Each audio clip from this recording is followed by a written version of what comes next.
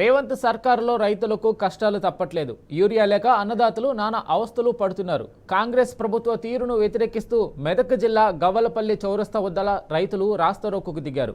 Urea app తొలగించి నేరుగా రైతులకు యూరియా అందించాలంటూ మహిళా రైతులతో పాటు 500 మంది రైతులు చేగుంట మెదక్ రహదారిపై ధర్నా నిర్వహించారు. విషయం తెలుసుకున్న డీఎస్పీ నరేందర్ గౌడ్, మండల వ్యవసాయ అధికారి లక్ష్మీ ప్రవీణ్, తహసీల్దార్ మాలతీలు ఘటనా స్థలానికి చేరుకున్నారు.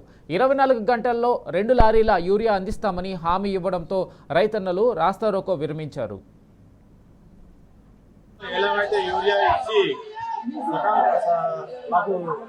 ఏ టైంలో యూరియా కావాలంటే ఆ టైంలో యూరియా ఇచ్చిరు, ఎలాంటి ఇబ్బందులు లేవు.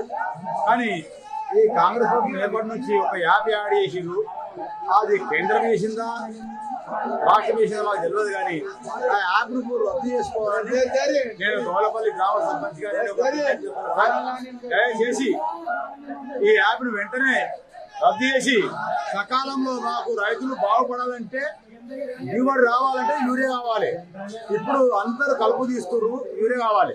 యూరియా లేకపోతే దిగుబడి రాదు. మీకు రైతు ప్రభుత్వం అంటారు, రైతు ప్రభుత్వం కావాలనుకుంటే యూరియా కావాలి.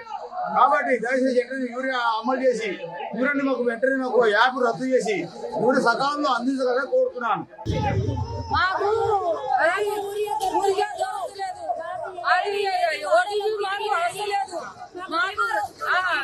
తిరిగి